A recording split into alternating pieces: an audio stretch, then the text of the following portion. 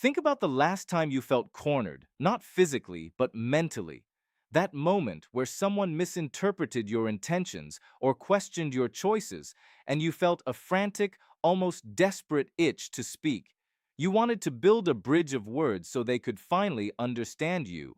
But here is the brutal Stoic truth. Every time you justify your existence to someone else, you aren't building a bridge.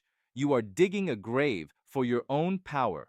The moment you offer an explanation that wasn't asked for out of genuine curiosity, you hand over the keys to your kingdom.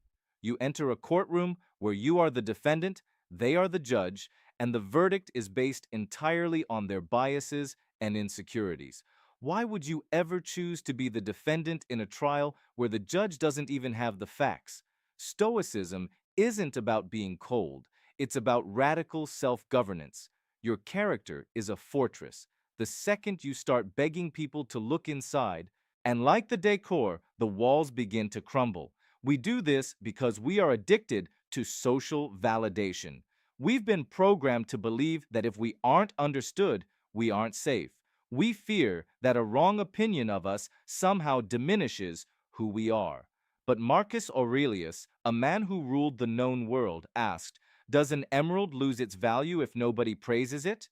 Does a gold bar become lead because a fool thinks it's heavy? Of course not. The emerald stays green, the gold stays pure, and you remain exactly who you are, regardless of the distorted story someone else is telling themselves. When you explain yourself, you are essentially saying, please give me permission to be me. You are looking for a stamp of approval on a life that only you have to live. Imagine the energy it takes to manage the perceptions of everyone around you.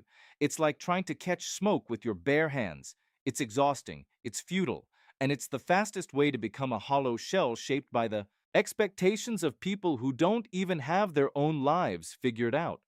Stoicism teaches that your actions are in your control. The messy thoughts inside someone else's head are not. Stop trying to fix something that doesn't belong to you. There is a terrifying power in silence. It forces people to sit with their own projections. When you stop explaining, you create a vacuum where your character speaks for itself. If you are a person of integrity, your life will eventually show it. If you are a person of discipline, your results will scream it. You don't need to announce your change. You just need to change. The world is crowded with people talking about what they're going to do. The true Stoic warriors are the ones who simply are. Think about the people you respect most. Do they justify every move? No.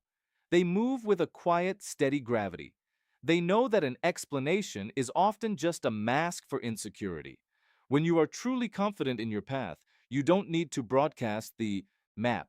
You just walk. If someone wants to judge, let them. It doesn't change the destination. The next time you feel that urge to defend yourself, pause. Feel the heat in your chest and the words on your tongue.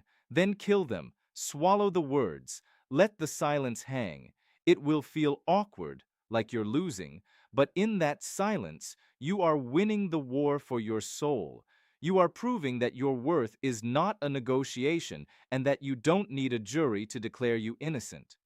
Epictetus said that if you hear someone has spoken ill of you, don't defend yourself.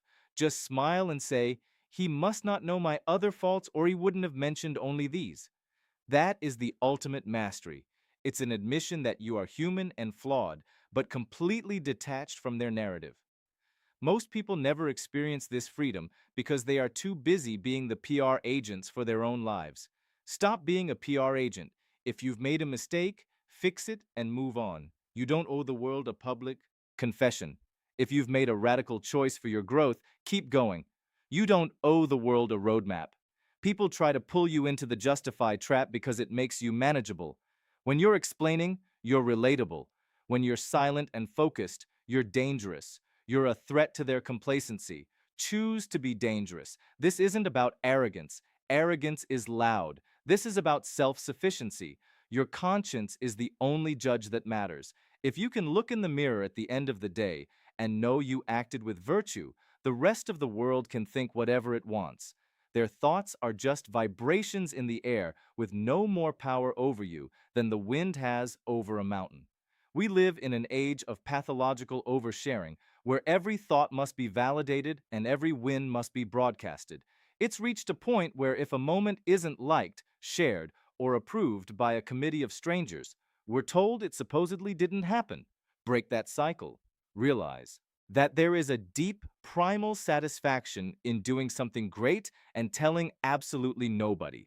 There is a holy, quiet strength in being completely misunderstood and not feeling the slightest need to correct the record. It's a secret you keep with the universe, an internal wealth that no one can steal simply because they don't even know it exists. The explainers of this world stay stuck forever, managing the graveyard of their past. But the silent doers, they are the ones busy building the future. 5 years from now, you will be standing on a summit that the critics said didn't exist, looking down at the people who stayed in the valley of excuses.